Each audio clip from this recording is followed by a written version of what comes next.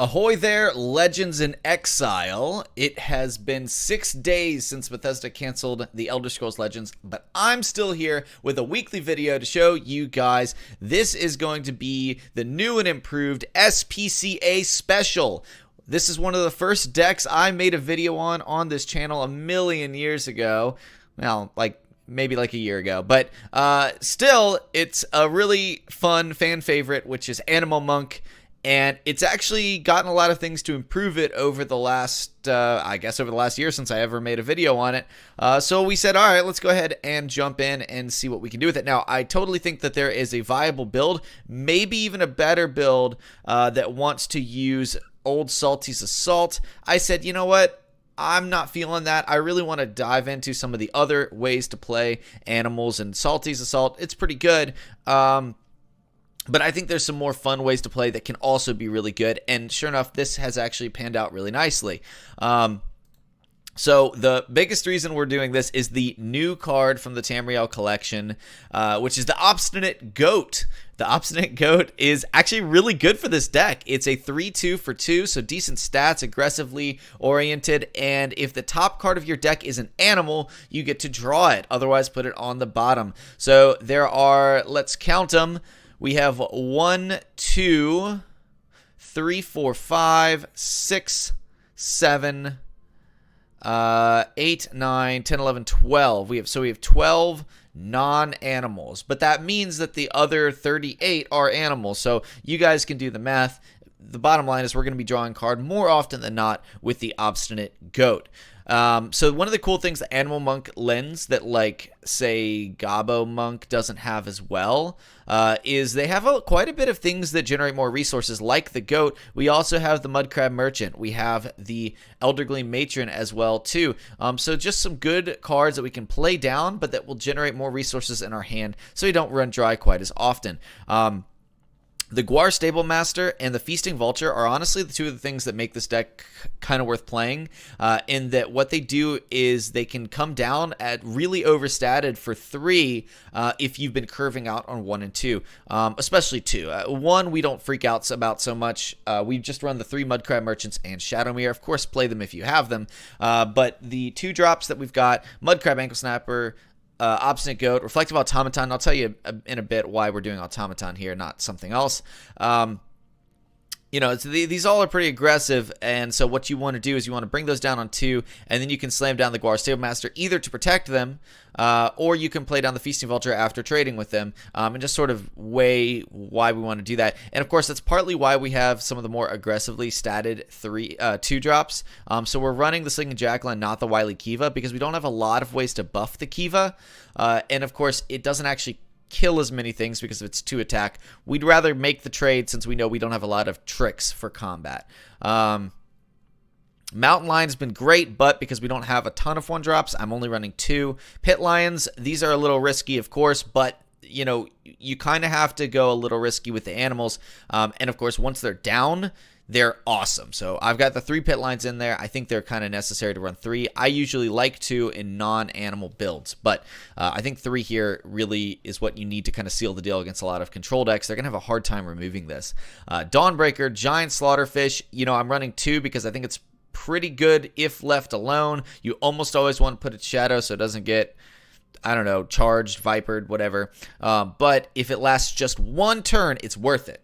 Just 1 turn, it's worth it, because it'll be a 5/3 for 4 at the minimum. Of course, buffing. Hopefully, you have other animals on the board at the time. 1 Bunk Strike for the Drain, 2 Moonlight Werebats for the Prophecy Drain, Pack Leader. Now, this is the fun part. I said, you know what, I kind of want to have a cool synergy, but I don't want to do Mudcrabs, so let's do Wolves. So we have Pack Leaders, we have the Snow Wolves, we also have our Reflective Automatons, and so just between those 3, it happens often enough that we're able to get a Wolf synergy buff, and even without it, Pack Leader is just a great card. If you can play it on 4 or even better on 3 with the Ring, it gets the Pilfer and summons a 1/1, which actually is a 2/2.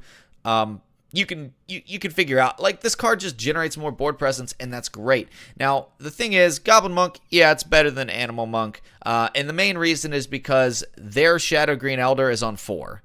But Shadow Green Elder, still a great card to play down to kind of help close the game. Buffs all your friendly Spriggans and animals by +2/+2. So if you have been paying attention, that's every single card in this deck except for the Guar Stable Master, who's a Dark Elf. So just keep that in mind.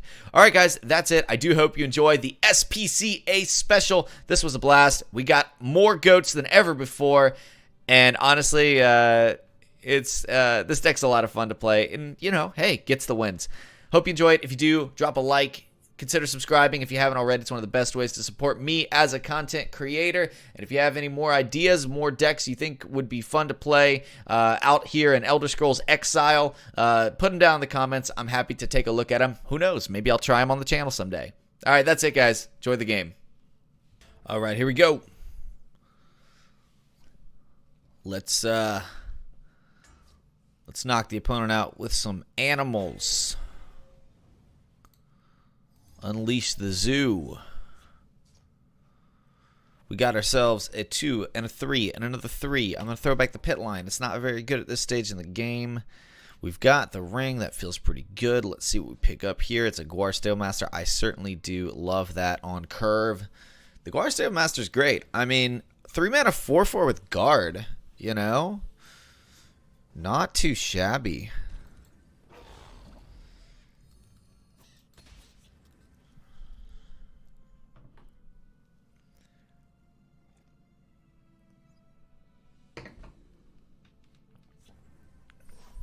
Okay, so we're going to throw an attack in here.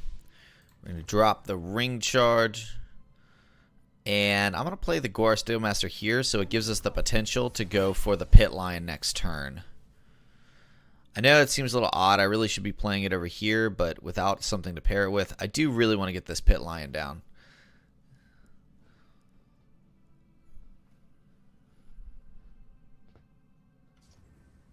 Drain Vitality is played. And that's it? Okay. Well, okay. We're going to attack first. And then honestly, I was on the whole pit lion thing, but now I'm on the whole giant slaughterfish thing. I'm feeling that. Hope it lives. If it lives just for one turn, it's done its job. That's my thought on this card, is that if the giant slaughterfish lives a single turn, we're good. You know, it doesn't have to stick around for the whole game. Alright, that's going to be a dragon aspect. It does not live. Dang! It's going to be a monk strike we pick up here. I think we just drop that pit line, yeah.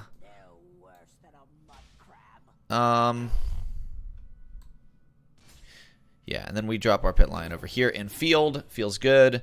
We've got some good stats here. My opponent has played 2 cards. It's a Viper.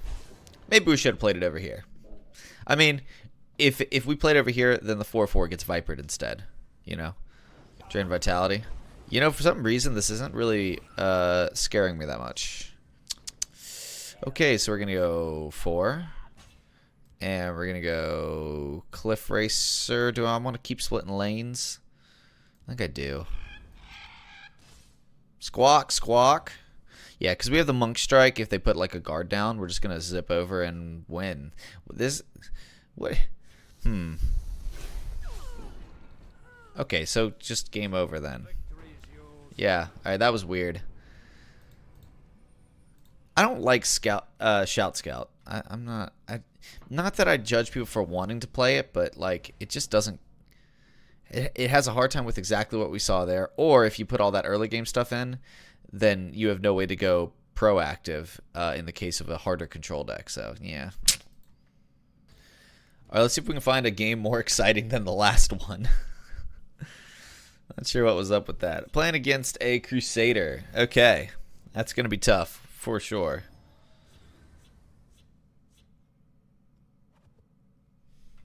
Alright, so we got a 1, a 2, and a 3. We also happen to have the ring. That's pretty good. I like the idea of Slinking Jackal on 2. Or on playing Slinking Jackal on 1. With the ring charge. Yeah, I think that's going to work nicely. That's another pit line. See, now I kind of have to be careful about this, right?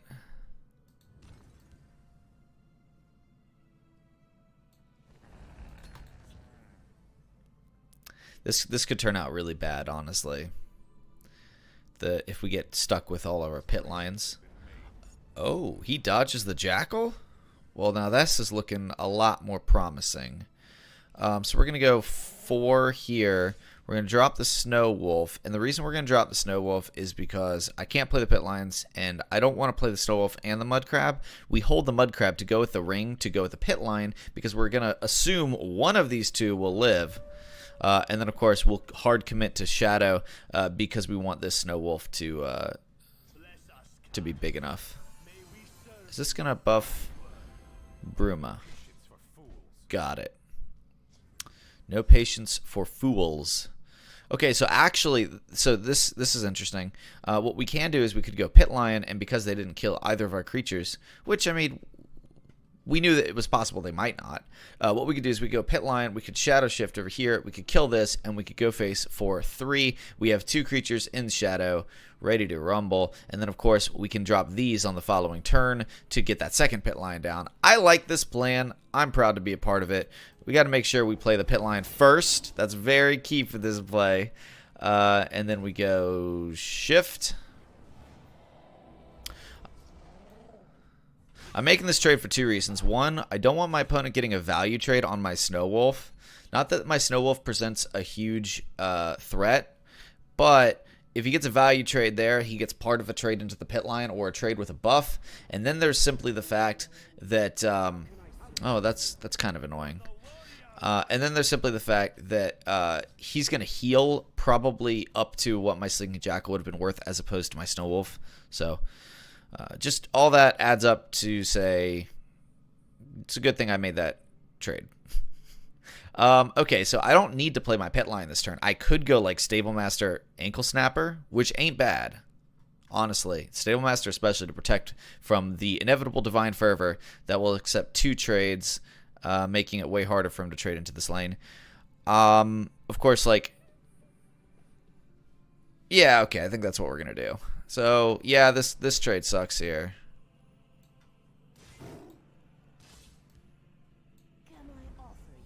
But next turn, I still always have that. And we do use this last ring charge. Snappy, snappy, snappy. Yeah, I mean, I think Mudcrab Ankle Snapper is still good enough to go in this deck, even though, like, we're not playing Salties. Okay, so it's Mercenary Captain. So that's even better, actually. Well, it's yeah, it's even better. Because it doesn't last like it does with the Divine Fervor. I mean, I guess you got the Rebel Warden down, too, which is a bit annoying. So it's going to be a lot of trades. Oh, he's going face here. Okay, okay, okay. All right, okay. 3, 8, 11 plus... oh, wow, that Giant Snake is pretty darn relevant. So if I Giant Snake over here, then I have double charge for the next turn, which is great. So I'm taking 4. At most, I'm taking 6, but he'd trade here. So it's going to be 8, 11. Yeah. Oh, no, not the Prophecy. That's not what we wanted to see. Jav. Okay, alright. Not cool, bro. Running Jav in Aggro Crusader. Not cool, man. So then we'll do Giant Snake. And this is why you run Giant Snake in every aggressive green deck. It always gives you a chance. Training is over. It's time to act. Oof. Hive Defender. Okay. So 3 plus 4 is 7. I'm 8. Oh man, I was 1 off. I am 1 off. I'm 1 off. That feels so bad. Shadow Shift would have done it. Okay. Well, I can Shadow Mirror and kill this. I guess I have to start trading, don't I? Yes. So it's going to be like take the trade into the 5th Legion or into the Rebel Warden. Not sure. I think the Rebel Warden presents more troubles down the road, although this buffs. Well, either way, it's going to be Shadowmere and Pit Lion like that, right? We have to clear this out.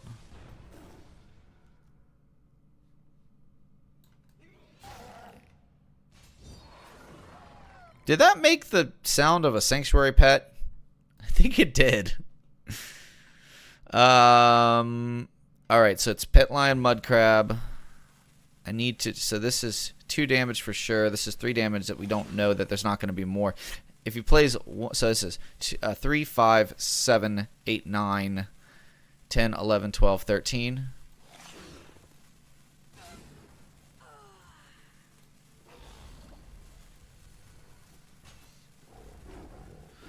Alright, we're going to hope that that is good enough. 3, 5, 7, 9, 10, 11, 12, 13. I mean, that's...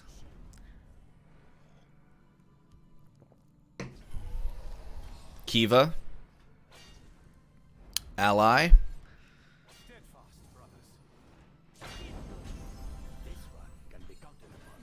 Sure. Oh, man. That's a Moonlight Werebat, boys. All right, what's good? We did it. Crusader? No, we're playing Animal Monk. Oh, that's a satisfying one for sure. There we go. Well, there it is. The SPCA special, baby. Go adopt an animal or something. Volunteer. It's for a good cause.